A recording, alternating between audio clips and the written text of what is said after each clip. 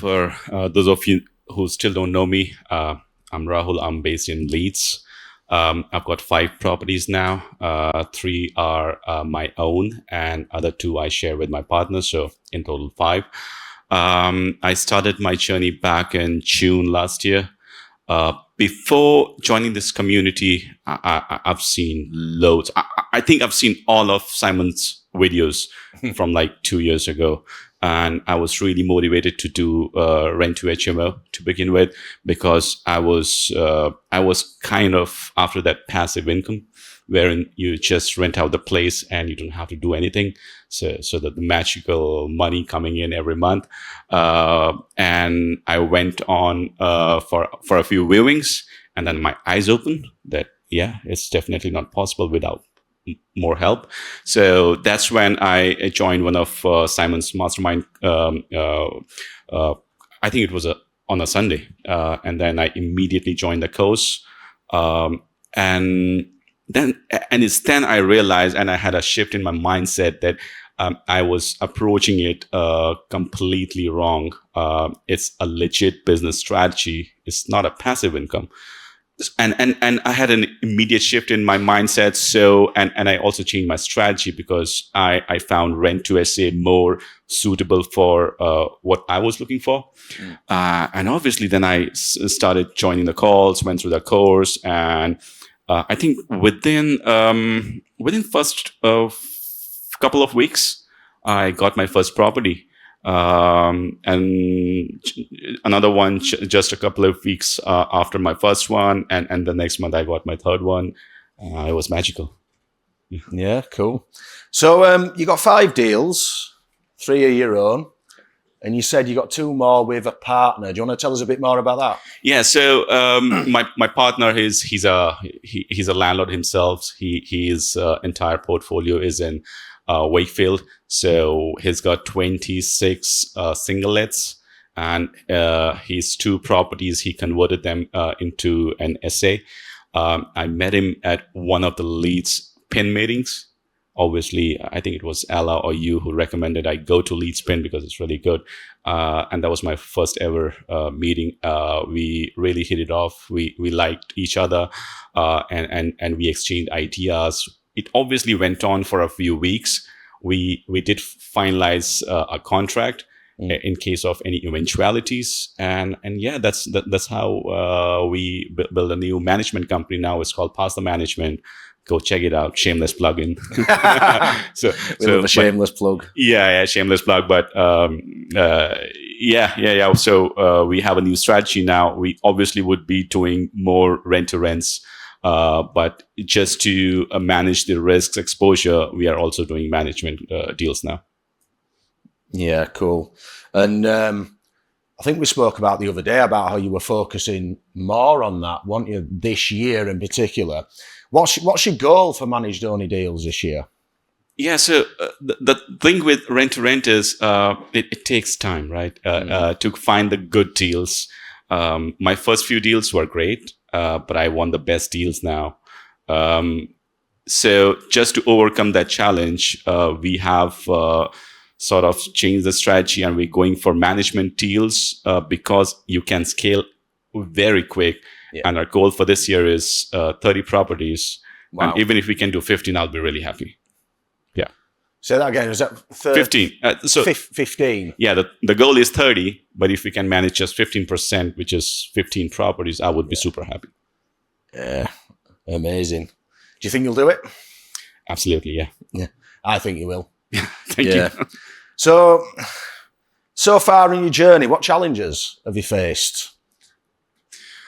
Every day is a new challenge, isn't it? Certainly is. I still remember my first property, and I think I've talked to Ella on multiple occasions during frequent flyer sessions and even during previous retreat that the time management was definitely the biggest concern for me. With my first property, I think I joined the course on 5th or 7th of June. In May, we had bought a house. The completion was supposed to happen in October. I got my first deal around 20th or 25th of June. but for whatever reason, the completion date was fast tracked. So the completion date was changed to 27th of June. So I got my deal on 25th, completion of house on 27th. We had a baby 3 months prior. We got another deal after a couple of weeks. And then we had a massive dispute with our previous landlord, which ended up costing us £4,500. And then obviously the baby, we had to just put her on the floor, put her on the playing mat. And she was really great. She didn't bother us too much at that time. At that time being the key word. She now keeps us awake the whole night. Happens. We are really busy. So shout out to my wife. She's somehow managing it. She's holding on to my daughter for the last 2 days. I really want to go back as soon as I can after the meeting, after the conference. But yeah, tough times. Somehow we got through it. We at one stage, just like Rob, we thought of giving it to someone else to manage our portfolio at that time, because we still wanted to grow the business, but just wanted some of the management piece from our. We just wanted to offload it. We somehow just stuck in there and got stuck in there, and we overcome the challenges. So time management, yes, definitely, especially for someone like me. Yeah. Yeah, because you're still in full-time work. Yes, and I intend to do it the full time, because that's what allows me to do the business. So yeah, just like Ella. Ella, shout out to you. Inspiration. Yeah. So then, mate, you've got these 5 deals. Is there any particular deal that stands out to you for any reason at all? Maybe it performs really well. Maybe you've had a deal that doesn't perform well that you thought would. Anything that stands out? I think my third deal, it's a 4-bed property. It just got booked out for an entire year. So I'm super happy about it. And yeah, thank you. And this third deal, we did completely ourselves. So whether it was painting the walls, creating the feature walls, installing the furniture, hanging decor, every single damn thing, we did it ourselves with a kid. Okay, so one of us would be holding the kid, the other one would be painting the wall, and we somehow managed it. We literally broke our back doing it, but we did it for the experience. We wanted to know how it feels like, and obviously it was a 4-bed, so we didn't have the finances to bring in someone else to do it. So we ended up taking a loan on capital on tap, which was because our potential investor, they backed out last minute. But we still somehow managed to do it, which was tremendous. Yeah. I don't think we put in any of our own money in the deal. So yeah, that was definitely a good one for us. Yeah. And that hard work's paying off now. You just done a 12-month booking. Yes. What's the cash flow look like on that? So for now, for the winters, we have done 3,800 without cleaning. So we're not bothered about doing anything at the property. We don't have to send cleaners to anything. And they're really good. They don't bother. Even if they have any issues, they just let me know that, hey, if you can send someone in and get this sorted. And I said, okay, I can come down right now. They said, oh, don't worry about it. Just come whenever you can. So they're really good. The net monthly profit is something like 1,400. And in summers, we have agreed to renegotiate the price. So hopefully it will be a bit higher than 1,400. Yeah. So you've got a 12-month booking. Yeah. Well, this is clever as well. But after is it 3 months? You're actually renegotiating the price due to the season. Yeah. Because it's a very decent property. So it's decorated for a really high standard. Not a high standard, but more than the average, I would say. So and they're really happy with the property, and they're happy to do a higher price in summers. So it's a win-win situation for them as well as for us. Excellent. Well, we're going to come on to a quick Q&A, but before that, really quick, just a piece of advice for somebody in the room just starting out on their journey. Nice quick piece of advice for them. Yeah, just hang in there. Yeah, hang in there. Yeah. Yeah, so I was talking to Matt yesterday, and we talked about that the consistency is the key. Yeah. Yeah. But there is another aspect of doing business, which is speed. So speed as well as consistency is the key. I mean, it may be controversial to say, but I know that the best practice is to go out there yourselves and get your first property. But if you are being offered a good deal from a deal sourcer and the break even is really good, it's worth looking into. Yeah, controversial, but true. Excellent advice. Well, we've got a couple of minutes. We're going to get a microphone going round again. If you've got any questions for Rahul, stick your hand in the air. Anybody? I can't see a thing really from up here. I'm struggling. Oh, we got one down at the front here. Thanks. Hiya. I've just got a quick question regarding linen. So obviously on a long-term booking, if you're not sending the cleaners in, how are you making sure the linen is changed? We just gave them a hoover. They do it themselves.